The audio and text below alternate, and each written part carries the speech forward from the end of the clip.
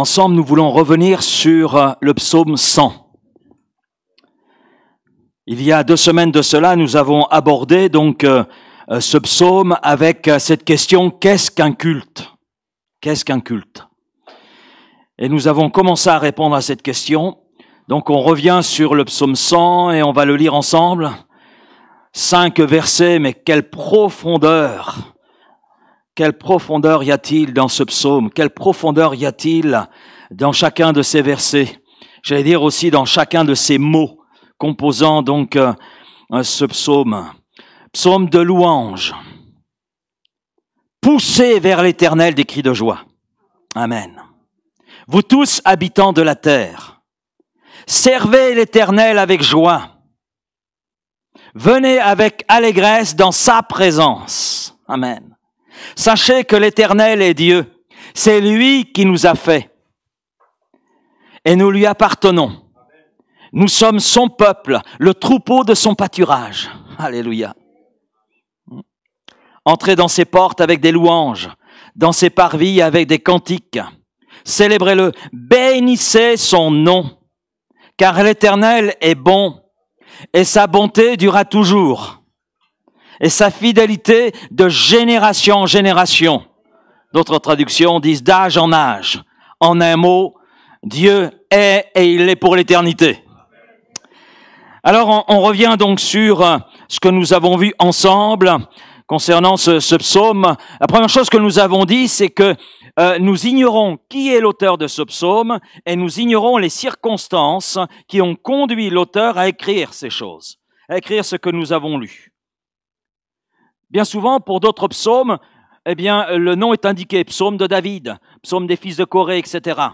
Et nous avons aussi les circonstances qui nous sont données. Là, rien de tout cela. Nous ne savons pas qui l'a composé, nous ne savons pas dans quelles circonstances. Et la réponse à cela, eh bien, est celle que je vais vous donner, c'est qu'en fait, l'auteur de ce psaume a voulu tout centrer sur la personne de Dieu. Il n'a pas voulu centrer des choses sur des circonstances ou sur sa personne, mais tout centrer sur Dieu. Et il nous montre ainsi que le culte, qu'est-ce qu'un culte? Un culte est centré sur la personne de Dieu, sur ce que Dieu est, sur ce que Dieu a fait, sur ce que Dieu fait et sur ce que Dieu fera. Amen. Parce que Dieu n'en a pas fini avec chacun d'entre nous. Regardez votre voisin, dites-lui, Dieu n'a pas fini avec toi. Hein? S'il ne comprend pas, dites-lui, il y a encore du boulot à faire dans ta vie. Amen. Le Seigneur a commencé une œuvre et veut la poursuivre jusqu'à son achèvement. C'est ce qu'il nous dit. Et nous pouvons lui faire confiance. Donc le centre d'un culte, ce n'est pas notre personne, ce n'est pas le pasteur, ce n'est pas la musique. Parce qu'aujourd'hui, on accorde beaucoup d'importance à la musique. On a l'impression que le culte, c'est la musique. Non, je suis désolé. Un culte, selon ce psaume, selon ce que la parole de Dieu m'enseigne, un culte est centré sur Dieu. Celui qui est là au centre, celui qui est là au cœur, c'est Dieu, la personne de Dieu. Et vous avez remarqué, on l'a souligné, je fais un petit peu de révision, que Dieu, le nom de Dieu est cité 6 fois. Et il y a 2 noms différents. 6 fois dans ce psaume. En 5 versets, 6 fois. Et comme si cela n'était pas suffisant, l'auteur de ce psaume utilise également des pronoms possessifs, des pronoms personnels. Lui, sa présence, sa bonté, etc. Le premier nom qui est donné, c'est l'Éternel, Yahweh. C'est-à-dire celui qui règne de toute éternité. Celui qui s'est révélé à nous à travers Jésus-Christ, celui qui agit au milieu de son Église, et celui qui règne de toute éternité. Amen. Et puis, l'auteur de ce psaume poursuit en disant « Sachez que l'Éternel est Dieu ». On a l'impression qu'il se répète. En fait, il utilise 2 noms différents. Il utilise Yahweh et cet autre nom qui est donné à Dieu, Elohim. C'est-à-dire le Dieu créateur, le Dieu en qui réside la puissance et la force.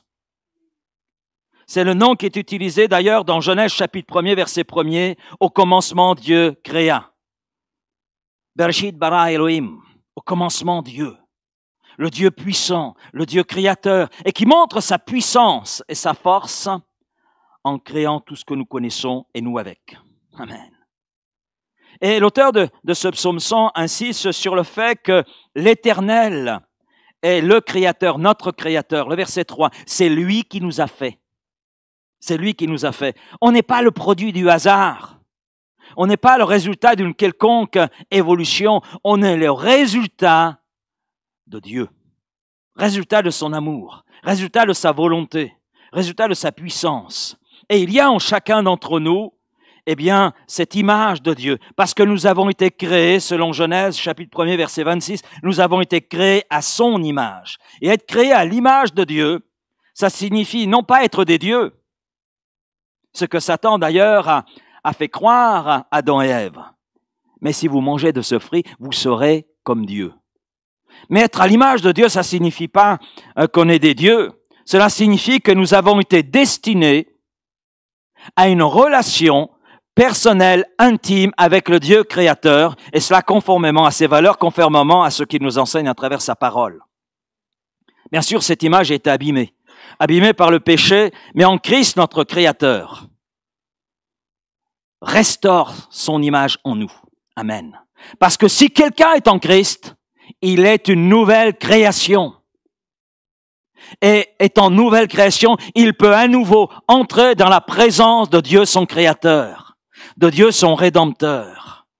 Et les choses anciennes sont passées, voilà ce qui appartenait au péché, ce qui appartenait à ce monde, c'est passé. C'est passé. Et nous l'avons confessé pour la majorité d'entre nous en passant par les eaux du baptême.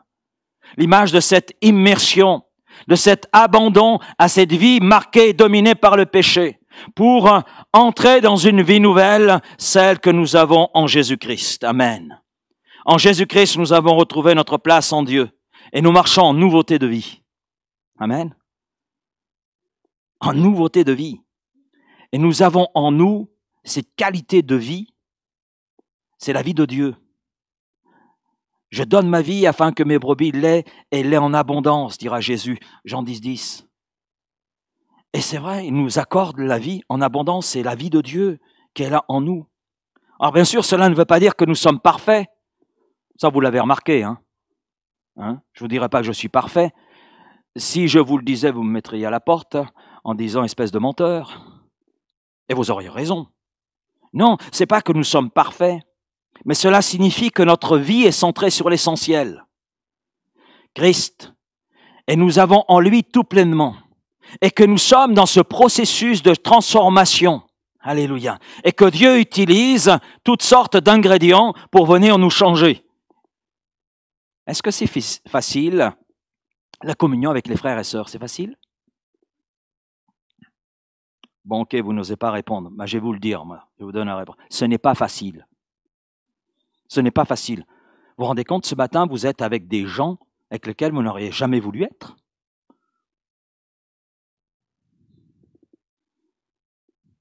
Non?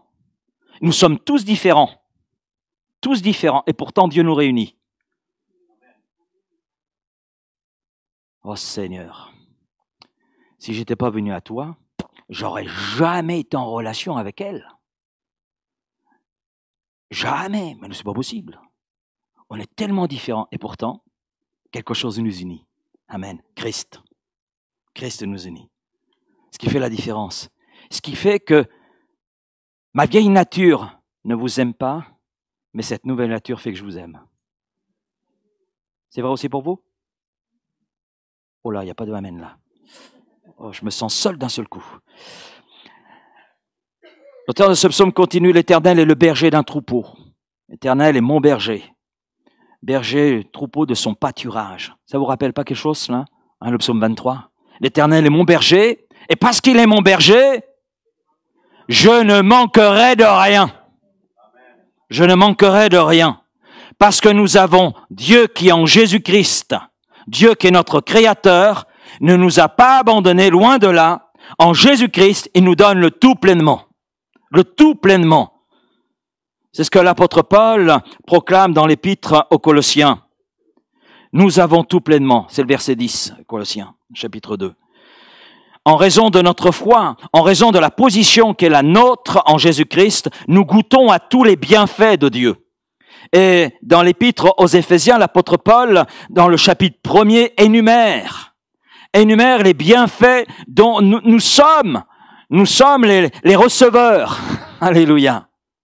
Parce que Dieu, le bon berger, a donné le nécessaire pour nos vies. Et les bienfaits de Dieu sont innombrables. Compte les bienfaits de Dieu et tu verras en adorant combien le nombre en est grand. Amen. Et puis l'Éternel est bon. Et sa bonté dure toujours. Le mot bon dans ce verset du psaume 100 signifie excellent. Excellent. Oh, ce repas était excellent.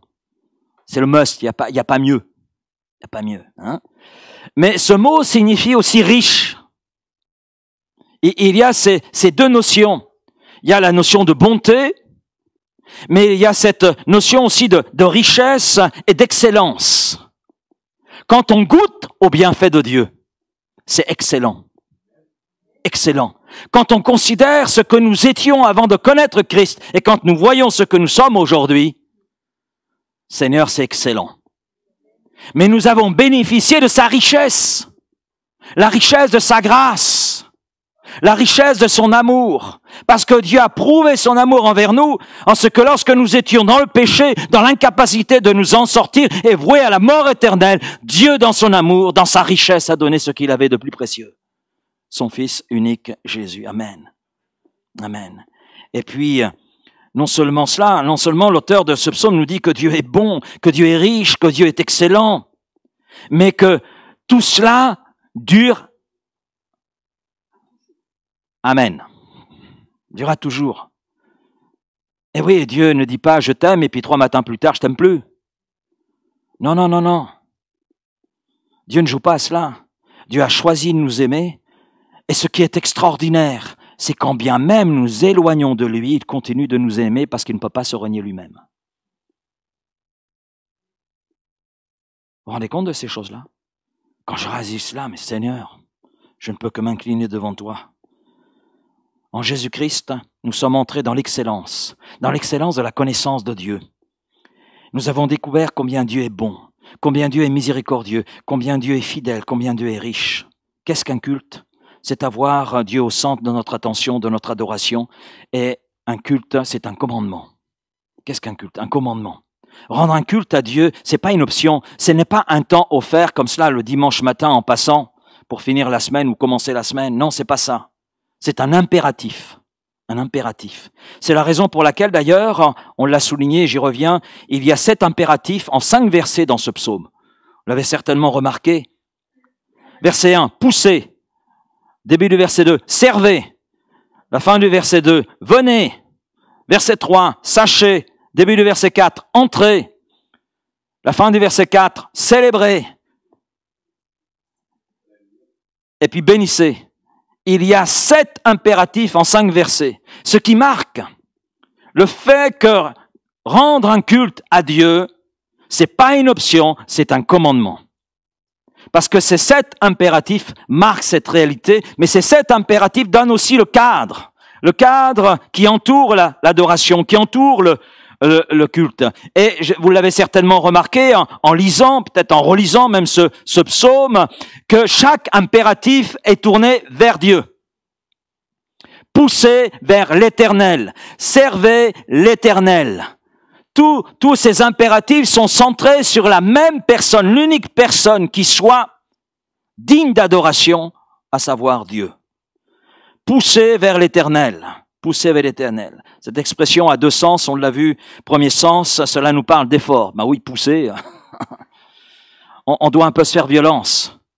Et Dieu nous dit en quelque sorte, mais décide-toi. Décide-toi, bouscule-toi, engage-toi, force-toi, presse-toi à ouvrir la bouche. Parce que Dieu siège au milieu des louanges de son peuple et Dieu aime entendre notre louange. Il aime entendre notre louange. Il se réjouit lorsque son peuple l'acclame avec sa bouche. Amen. Dieu prend plaisir. Dieu se réjouit de cela. Et pousser, deuxième sens, cela nous parle d'un élan. L'élan de la foi, l'élan de l'amour. Le culte, c'est un élan de foi qui nous pousse à sauter dans les bras de Dieu. Amen. Et à le laisser nous saisir, à le laisser s'emparer de nous, afin de nous remplir de lui, afin de nous remplir de sa grâce, afin de nous remplir de son esprit. Amen. Il s'agit d'un élan de foi, d'amour, et puis c'est pousser vers l'éternel des cris. Amen. Je ne vais pas vous faire une démonstration. Vous savez ce qu'est crier, hein? Crier. Si vous ne savez pas ce que signifie crier, eh bien, je vous invite à aller au Stade Vélodrome à Marseille, et vous allez voir quand Marseille gagne les cris qu'il y a. Mais le peuple de Dieu sait pourquoi il crie. Il sait pourquoi. C'est pour quelque chose de vrai, quelque chose de sûr, quelque chose de bon. Pousser vers l'Éternel des cris de joie. Amen.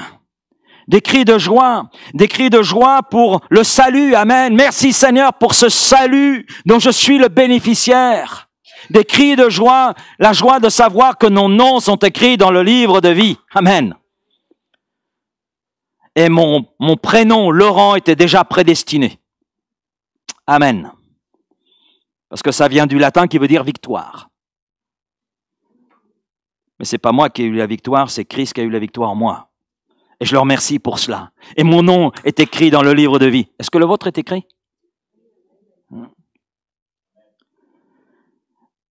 La joie de sa présence. La joie de savoir qu'il est là lorsque son peuple est rassemblé. La joie aussi de savoir que quel que soit le lieu dans lequel je me trouve, il est avec moi. Dans la mesure où je suis dans sa main. La joie de la parole de Dieu. Waouh! Vous ne pouvez pas savoir comment Alors les jeunes diraient combien je m'éclate. Mais c'est un peu ça. Combien je me régale lorsque je prépare les prédications. Des fois je galère, des fois ça rame. Comme l'a dit un grand prédicateur il y a plusieurs siècles en arrière, la prédication c'est 10% d'inspiration, 90% de transpiration. Hein. Mais je vous assure, il est bon de transpirer devant la parole de Dieu. Amen. Amen. Il est bon de transpirer. Alléluia. Parce que combien c'est bon ce qui est écrit, combien ça réjouit le cœur. Ça réjouit le cœur. La joie de la parole de Dieu, la joie de la lire. C'est une parole qui est éternelle, c'est une parole dynamique, c'est une parole actuelle. Dieu nous rejoint par elle, Dieu nous parle, Dieu nous instruit, Dieu nous convainc aussi. Dieu nous forme. La joie de savoir que nous sommes l'habitation du Saint-Esprit. Vous savez que j'ai une question et je la poserai dans le ciel parce que je n'ai pas encore de réponse. Pourquoi fais-tu de nous des vases de terre qui sont remplis de ce qui est divin? Comment le divin peut-il être contenu dans l'humain? Alors, j'ai une partie de réponse, mais je n'ai pas la totalité de la réponse. Comment cela est-il possible? Comment est-il possible que le Saint-Esprit, la troisième personne de la Trinité, puisse résider dans ce que je suis? La personne du Saint-Esprit, personne sainte, personne parfaite, réside dans quelqu'un qui est imparfait. Comment le parfait peut-il résider dans l'imparfait? Ça, c'est la réponse facile, on la donne tous. C'est d'ailleurs pour ça que j'ai dit un début de réponse. Hein. C'est vrai, la grâce, l'amour. Mais je crois qu'il y a plus que cela. Il y a plus que cela encore. Plus que cela. Et nous allons le découvrir un jour. La joie de ce qui nous est réservé, promis, amen, et que nous allons goûter le jour où le Seigneur va nous reprendre. Je m'en vais vous préparer nos places. Et lorsque cette place sera prête, je reviendrai pour vous prendre avec moi. Waouh, Seigneur, tu nous as réservé quelque chose de grand, quelque chose de beau, quelque chose qui dépasse notre compréhension humaine. Oui. On a des sujets de joie. Et on poursuit. Le deuxième impératif, début du verset 2. Servez l'Éternel avec joie. Amen. Alors là, c'est facile à comprendre. Servir, c'est travailler. Dans ce verset, travailler avec, travailler pour, travailler avec l'Éternel, travailler pour l'Éternel. Je mets avec en premier parce qu'il est possible de travailler pour l'Éternel sans travailler avec l'Éternel. En fait, si je travaille pour, je peux utiliser le nom de Dieu pour parvenir à mes fins. Mais il est mieux de travailler avec. C'est-à-dire de laisser le Seigneur nous guider. C'est lui le berger. Et ça, c'est le danger de tout prédicateur, hein, et je n'échappe pas à cela. Le danger, c'est de dire, Seigneur, suis-moi. Non, le Seigneur dit, suis-moi. C'est pas la même chose. On n'arrive pas au même résultat. Et là, il nous est dit, servir. Servez l'Éternel. Donc c'est un impératif simple à comprendre, il s'agit de se mettre au travail. Oh mince, pasteur, je suis à la retraite depuis tant d'années, et là vous me dites de me remettre au travail. Pas n'importe lequel, servir l'Éternel. Et les appels, d'ailleurs, de Dieu à l'égard de son peuple à venir le servir sont nombreux. Je vais en citer quelques-uns. Pour que ce soit plus simple à retenir, j'ai pris dans le livre du Deutéronome. Deutéronome chapitre 10, c'est le verset 12. Maintenant Israël, maintenant Laurent, maintenant Tony, amen. Maintenant, que demande de toi l'Éternel ton Dieu? Si ce n'est que tu craignes l'Éternel ton Dieu, afin de marcher dans toutes ses voies, d'aimer et de servir ton Dieu, de tout ton cœur et de toute ton âme. Dans le verset 20, toujours du même chapitre, Deutéronome 10, tu craindras l'Éternel ton Dieu, tu le serviras, tu t'attacheras à lui et tu jureras par son nom. Un petit peu plus loin, chapitre 13, verset 4. Chapitre 13, verset 4. Vous irez après l'Éternel, votre Dieu, et vous le craindrez. Vous observerez ses commandements, vous obéirez à sa voix, vous le servirez et vous vous attacherez à lui. Amen. Amen. Ce sont là que quelques versets, vous pourrez en chercher d'autres parce qu'il y en a d'autres. Et dans ces textes, nous relevons deux choses. Dans ces textes qui se répètent, dans ces appels de Dieu à le servir. Rendre un culte à Dieu, c'est servir Dieu. C'est travailler avec Dieu. C'est être à l'œuvre avec Dieu. Amen. Et l'expression « servez l'Éternel » peut se traduire d'ailleurs, et c'est le cas dans certains textes, entre autres dans Deutéronome chapitre 4, verset 19. « Servez l'Éternel » peut être traduit par « rendez un culte à l'Éternel ».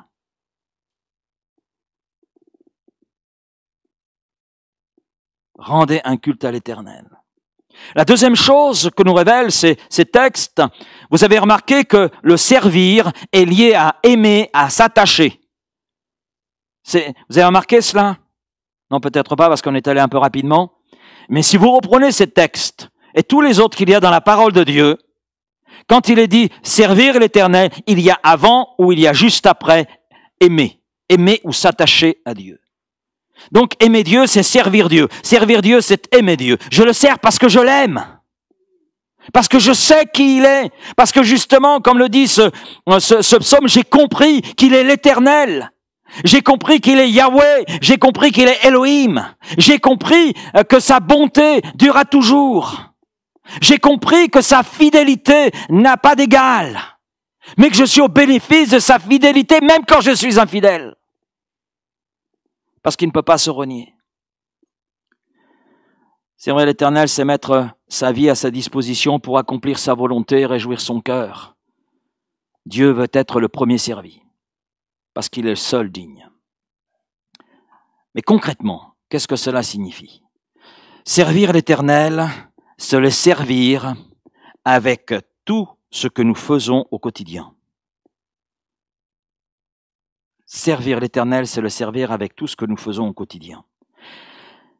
Nous servons avec nos corps. Nous servons avec nos capacités. On a tous des capacités. Nous avons tous des dons. Amen. Tous des dons. Servir avec nos biens, servir avec notre temps, notre maison, notre voiture, etc. Et à deux reprises, d'ailleurs, dans le Nouveau Testament. Là, on s'est arrêté à l'Ancien Testament, mais regardons un petit peu le Nouveau Testament. Parce que la même pensée est en réalité dans toute la Bible, aussi bien dans l'Ancien que le Nouveau Testament. Et dans le Nouveau Testament, À 2 reprises, l'apôtre Paul utilise cette expression, quoi que vous fassiez. Quoi que vous fassiez. Que ce soit en parole ou en action, quoi que vous fassiez. Il n'est pas question de lieu quelconque, il n'est pas simplement question de l'église. Quoi que vous fassiez. Donc, quel que soit l'endroit où vous êtes, quoi que vous fassiez. En parole ou en action, faites tout pour la gloire de Dieu. Faites tout pour la gloire de Dieu. Et Paul parle de nos habitudes quotidiennes. Et là, il nous fait comprendre en fait deux choses essentielles. La première, c'est que tout est grâce. Ce que nous pouvons dire, ce que nous pouvons faire, nous le pouvons par la grâce de Dieu, qui n'a pas été vaine en nous, comme pouvait le dire l'apôtre Paul, mais c'est vrai aussi pour chacun d'entre nous. La grâce de Dieu en nous n'a pas été vaine. Elle était agissante. Et elle est glorieuse. Et donc, ce que nous pouvons dire et faire, nous le pouvons par la grâce de Dieu, qui nous donne le nécessaire. Amen. Et qui nous aide. C'est donc un sujet de reconnaissance. Puis la deuxième chose que nous dit l'apôtre Paul, c'est à travers ces versets, c'est que tout ce que nous disons et faisons doit avoir pour objectif de glorifier Dieu. Amen. C'est ça le servir. Et l'apôtre Paul le dira dans Éphésiens chapitre 1er verset 12, que nous servons à célébrer sa gloire. Sa gloire. Et nous l'avons chanté ce matin. J'étais attentif aux paroles d'un chant qu'a présenté David ce matin. Le but principal de notre vie, c'est de glorifier Dieu et de trouver à partir de là notre bonheur et notre joie en lui. Nous existons pour une seule raison, glorifier Dieu et trouver en lui notre bonheur éternel. Et nous sommes appelés à le faire en toutes circonstances, partout et toujours. Quand nous glorifions Dieu, nous sommes 100% dans sa volonté et à partir de là, nous lui rendons un culte qui lui est agréable. Ce culte logique, ce culte spirituel, tel qu'il nous en parle dans l'Épître aux Romains, chapitre 12, et verset 1er. Le psalmiste nous donne le comment Dieu aime être servi. Servez l'Éternel avec joie. Oh non, ce matin, non, mon réveil n'a pas sonné, faut que j'aille au cul. Oh bah tant pis, j'arrive en retard.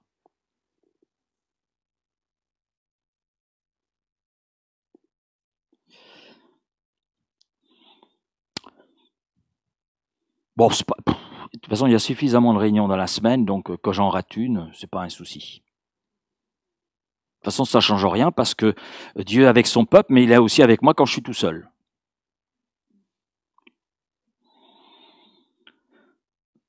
Vous savez, l'être humain est vraiment le champion en ce qui concerne les excuses. Vous ne le saviez pas? Moi, je le sais, ma femme me le dit. C'est vrai, ma femme. Tu es le champion des excuses. Tu trouves toujours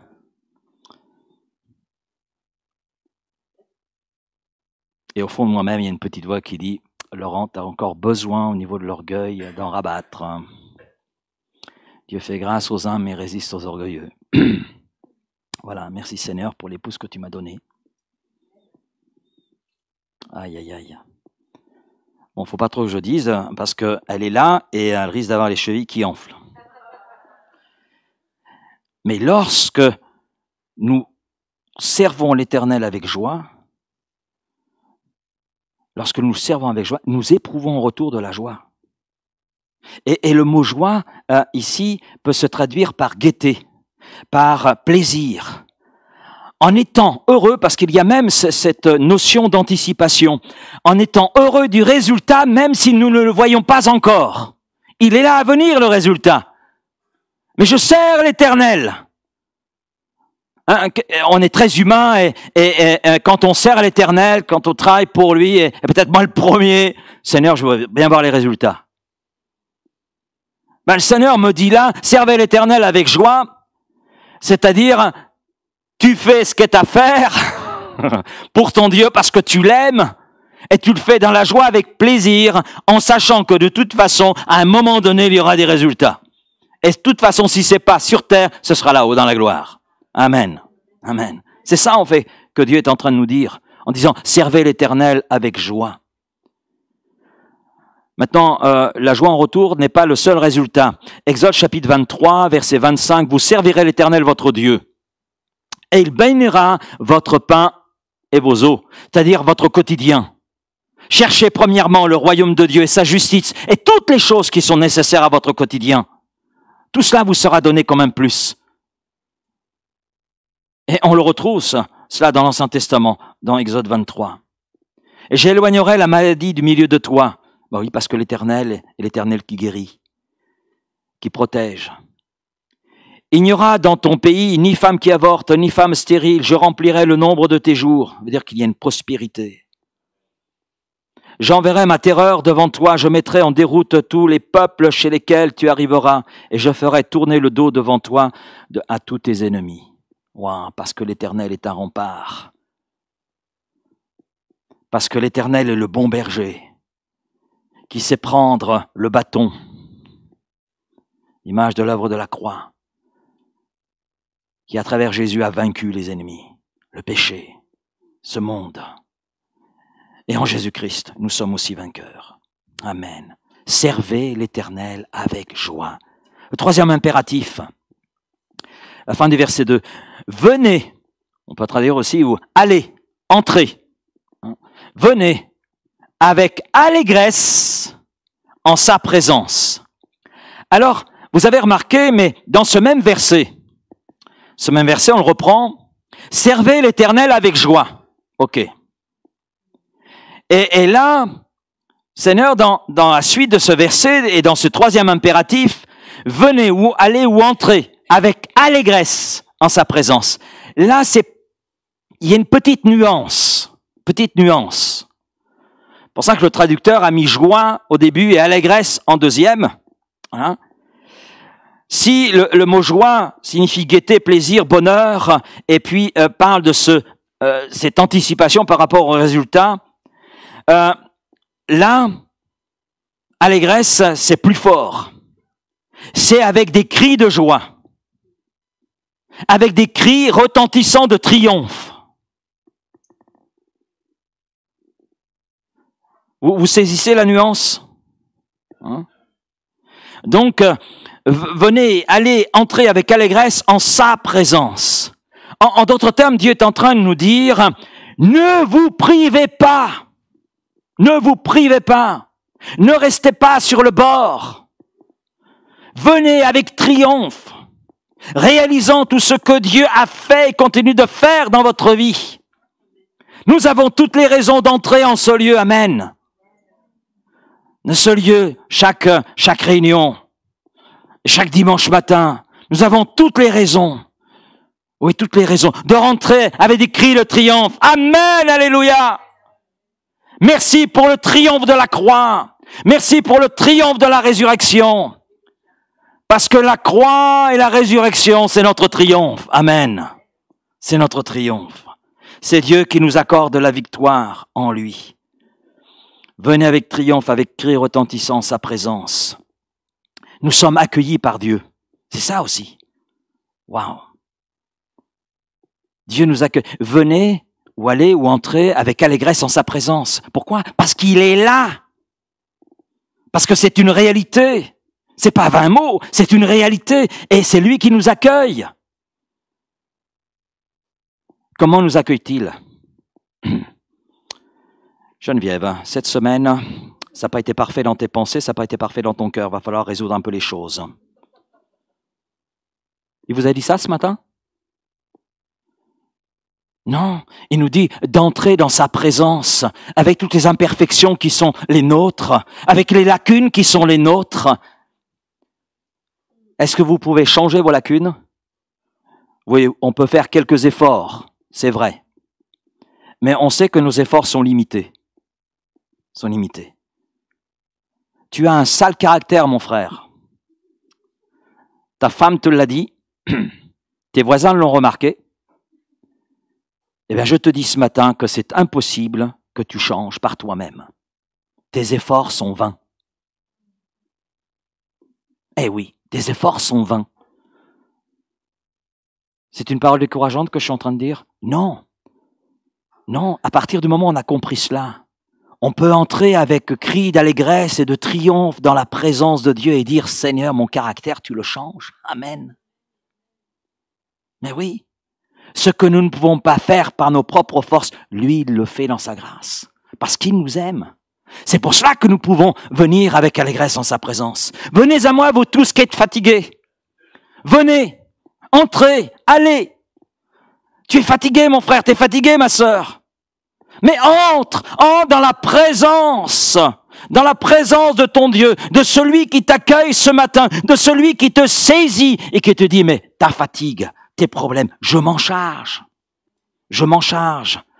Abandonne ton sac à dos, rempli de tous tes problèmes. C'est pas la peine de les accumuler sur ton sac à dos parce que tu es incapable de les porter. C'est tellement lourd, que tu es en train de t'écrouler. Venez et entrez avec allégresse dans la présence de l'Éternel. Oui, nous sommes accueillis par Dieu. Et c'est possible en raison du tout est accompli de Christ à Golgotha. Tout par-delà. Parce que le voile qui nous séparait avec Dieu, de sa présence éternelle, de sa présence bénie, ce voile a été déchiré du haut jusqu'en bas. Ça a été déchiré.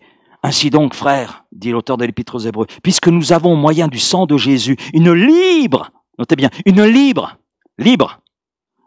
entrée dans le sanctuaire par la route nouvelle et vivante qu'il a inaugurée pour nous, au travers du voile, c'est-à-dire de sa chair. Et puisque nous avons un souverain sacrificateur établi sur la maison de Dieu, Christ, donc approchons-nous donc avec un cœur sincère, dans la plénitude de la foi, les cœurs purifiés d'une mauvaise conscience et le corps lavé d'une eau pure. Amen. C'est pas beau cela? Venez, entrez dans la présence de Dieu avec allégresse. Nous pouvons, oui, parce que tout a été accompli. L'accès nous a été ouvert.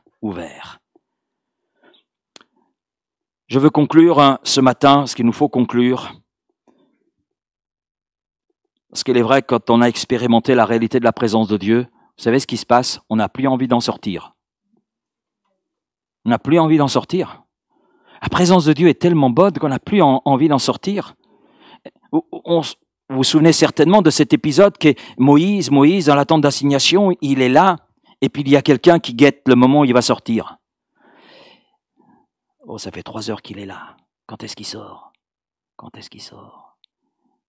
Et puis, celui qui attend, là, il voit Moïse sortir. Qu'est-ce qu'il fait? Il se précipite pour prendre la place de Moïse. C'est Josué. Ouais. Mais Josué ne s'est pas contenté que de miettes. Il était là dans la présence de Dieu. Et on sait ce qu'est devenu Josué. C'est lui que Dieu a choisi pour conduire le peuple d'Israël à la conquête de Canaan. Et je crois que Dieu veut nous conduire les uns et les autres à la conquête des Canaans qui sont là devant nous. Notre famille, par exemple. Nos voisins. Je crois que Dieu veut nous conduire dans tout cela. Pour ça que nous avons besoin de sa présence. Parce que sans lui, nous ne sommes rien, et sans lui, on ne peut rien faire. Alors je conclus avec ce psaume 27 et le verset 4.